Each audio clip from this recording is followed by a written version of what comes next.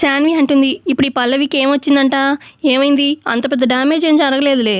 ఎప్పుడులాగా మా బామ్మకి కేర్ టేకర్లా బాగానే ఉంటుంది ఇంట్లో. తన జాబ్ ఏమీ మేము తీయడం లేదు. ఏముంది, ఎంచక్కా ఇక్కడ తింటూ శాలరీ తీసుకుంటూ బాగానే ఉంటుంది అని చెప్పి అంటూ ఉంటే అప్పుడు గుండమ్మ, ఏంటి ఏం మాట్లాడుతున్నావు? అసలు న్యూస్ పేపర్లో ఇంత ఇదిగా నీ తమ్ముడు గురించి పల్లవి గురించి ఇలా న్యూస్ వచ్చాక అసలు మీ తమ్ముడు అంటే అబ్బాయి రోడ్డు మీదకి ఎలాగైనా వెళ్ళగలడు, మరి తిన అమ్మాయి అసలు తను ఎలా తీసుకోగలదు నలుగురు నాన్న మాటలు అంటూ ఉంటే, లేదు పల్లవికి న్యాయం జరగాల్సిందే ఈ విషయంలో అని చెప్పి అంటూ ఉంటుంది గుండమ్మ. అప్పుడు సుమలత, న్యాయం అంటే ఏంటి? అసలు మీ ఉద్దేశం ఏంటి? ఏమనుకుంటున్నారు? నా కొడుకు నేను ఈ పల్లవికి న్యాయం చేసే పరిస్థితుల్లో లేము. అయినా చెప్పాలంటే నా కొడుకు ఏమీ తప్పు చేయలేదు. కావాలని ఈ పల్లవియే అక్కడికి వెళ్ళి ఈ తలనొప్పి తెచ్చుకుంది. తానే తేల్చుకోవాలి ఏం చేయాలి ఏంటనేది. మమ్మల్ని అడుగుతారేంటి అని చెప్పి అనగానే ఇక ఇటు బామ్మ కూడా అంటుంది, ఇందులో ఇటు చరణ్ తప్పు లేదు, అటు పల్లవి తప్పు లేదమ్మా, కానీ ఏం చేయాలి అని చెప్పి అంటూ ఉంటే అప్పుడు గుండమ్మ, ఏం చేయాలంటారేంటండి? పెద్దవారు ఈ ఇంటికి మీరే ఏదో ఒక న్యాయం చూపించండి. ఆడపిల్ల జీవితం అన్యాయం అయిపోతుందండి. కొంచెం చూసి మాట్లాడండి. ఇద్దరికి పెళ్లి చేస్తేనే కదండి ఈ ప్రాబ్లంకి సొల్యూషన్ ఉంటుంది అని చెప్పి అంటూ ఉంటే ఇక ఇటు శాన్వి అంటుంది, చూడండి గుండమ్మ గారు, మీరు పల్లవికి అసలు ఏమవుతారని అంత ఇదిగా తన ఇది తీసుకొని మాట్లాడుతున్నారు. అసలు మేం కాదు, మా మమ్మీ కాదు, మా తమ్ముడే చెప్తాడు, రే చెప్పరా అని చెప్పి అనగానే ఇక అప్పుడు చరణ్ అంటాడు, చూడండి గుండమ్మ గారు, మీరంటే నాకు చాలా రెస్పెక్ట్ ఉంది. నేను పల్లవిని ఎప్పుడూ ఆ ఉద్దేశంతో చూడలేదు. తనంటే నాకు ఏ ఫీలింగు లేదు. జస్ట్ తను నాకు ఒక క్లాస్మేట్ అంతే. అసలు నేను ఈ ఇంట్లో పల్లవిని ఉండమనింది కూడా కేవలం మా బామ్మ గురించే. తను ఒక కేర్ టేకర్ లాగా చూసుకుంటుందనే. కానీ పల్లవి నిజంగా చాలా మంచి అమ్మాయి. ఏ మాట కామాట మా బామ్మని సొంత మనిషిలాగా చూసుకుంటుంది. కానీ నేనెప్పుడు పల్లవిని ఆ ఉద్దేశంతో చూడలేదు. నాకు తన్ని పెళ్లి చేసుకునే ఉద్దేశమే లేదు, అస్సలు లేదు అని చెప్పి అంటాడు చరణ్.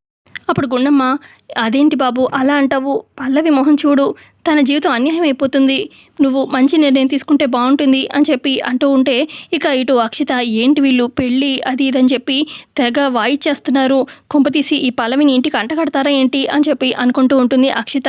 ఇక ఇటు సుమలత అడుగుతుంది, అసలు ఏంటండి ఊరికే పల్లవి తరపు మా పల్లవి జీవితం అన్యాయం అయిపోతుందని, అసలు మీరు ఆ పల్లవికి ఏమవుతారని ఏంటి ఏమవుతారు అని చెప్పి అడుగుతుంది సుమలత.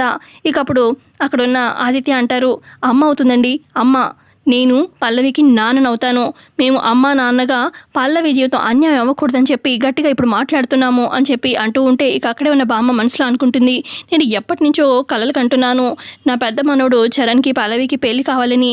ఇప్పుడు నేను సైలెంట్గా ఉన్నానంటే నా కోరిక ఎప్పటికీ నెరవేరదు.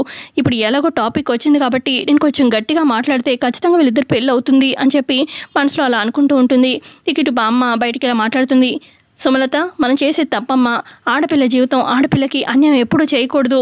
మనకి ఇది ఒక్కటే సొల్యూషన్, చరణ్కి పల్లవికి పెళ్లి చేయాల్సిందే అని చెప్పి బామ్మ కూడా అంటూ ఉంటే, చాలా థ్యాంక్స్ బామ్మగారు, అర్థం చేసుకున్నారు అని చెప్పి గుండమ్మ అంటూ ఉంటే ఇక శాన్వి అంటుంది, ఏంటి బామ్మ నువ్వు, నీ మనోడికి జీవితం అన్యాయం అయిపోయినా పర్వాలేదా?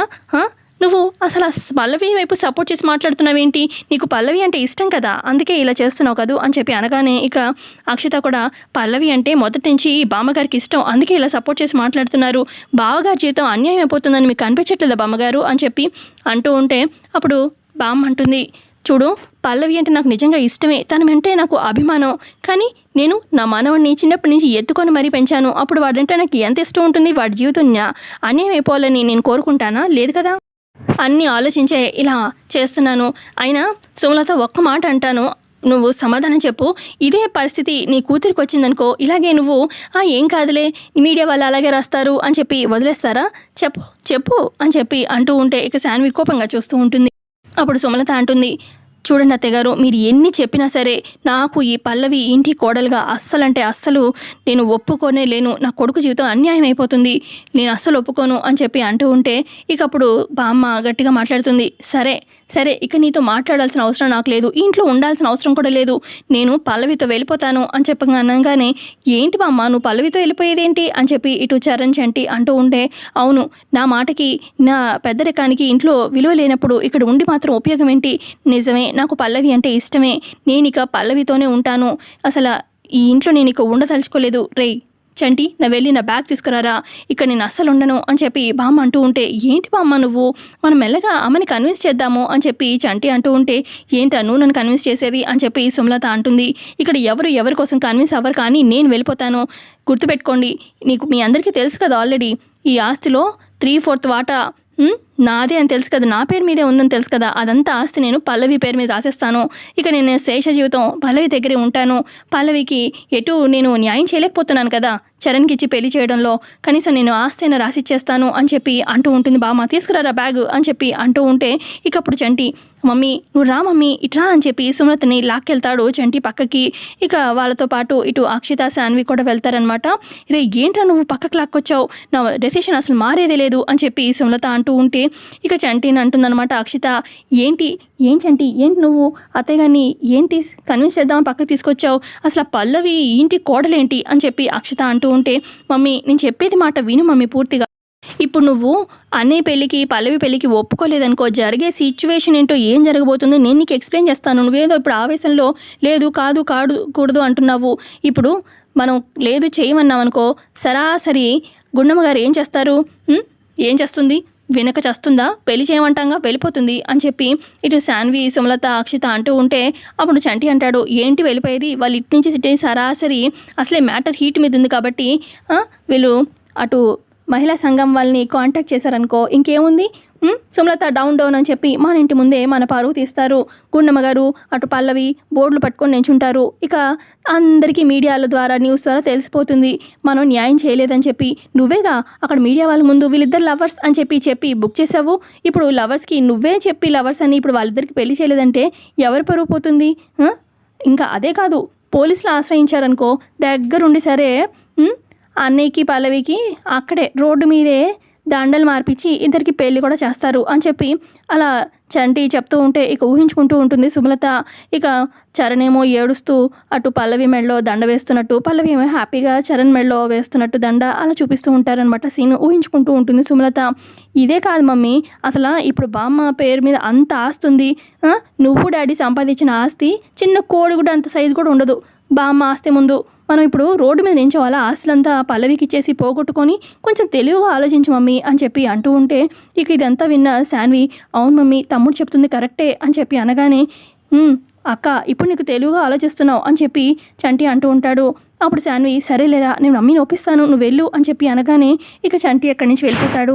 ఆ తర్వాత సుమలత అంటుంది, ఏంటి శాన్వి ఏం చేయమంటావు అనగానే, మమ్మీ తమ్ముడు చెప్పింది కరెక్టే, కానీ ఇప్పుడు మనము పెళ్ళి కొప్పుకుంటున్నాం అని చెప్పి గుండమ్మతో చెప్పాలి మమ్మీ అనగానే, చెప్తే చేయమంటారు కదా పెళ్ళి అని సుమలత అటు అక్షిత అంటూ ఉంటే, చేయమంటారు కానీ మనం మాట దాటేద్దాము, చదువు అవ్వాలి, ఇంకా 2 ఏళ్ళు ఆగాలి, అసలు ఇలా ఏదో ఒకటి చెప్పచ్చు, తర్వాత జాతకం కరవలేదని ఏదో రకంగా తప్పించుకోవచ్చు. ఇప్పటికైతే మ్యాటర్ హీట్ మీద ఉంది కాబట్టి చేస్తామనే చెప్పాలి.